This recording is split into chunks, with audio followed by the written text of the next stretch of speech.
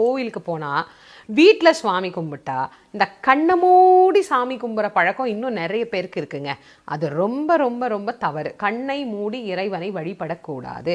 கோவிலில் எதுக்கு இறைவனை அலங்காரம் பண்ணுறோம்? நல்லா கண்குளிர பார்த்து ரசித்து வழிபடணுங்கிறதுக்காகத்தானே. அதனால் கண்ணை திறந்துதான் இறைவனை வழிபட வேண்டுமே தவிர கண்ணை மூடிக்கொண்டு இறைவனை வழிபடக்கூடாது.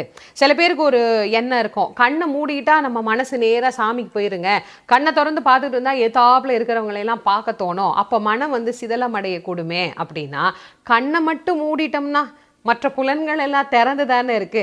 காதில் சத்தம் கேட்குதான்னு பார்ப்போம், மூக்கில் வாசனை வருதான்னு பார்ப்போம், பக்கத்தில் யார் இருக்கிறான்னு மனசு தோணும், ஏத்தாப்புல இருக்கிறவங்க நின்னாங்களா போயிட்டாங்களான்னு கேள்வியெல்லாம் பிறக்கும்.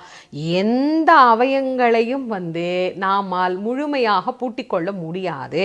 அப்போ புலனடக்கம்ங்கிறது நமக்கு வேணும். அதுக்காக கண்ணை மூடிட்டு தான் நம்ம சாமி கும்பிடணும்னு யாரும் நமக்கு சொல்லலை.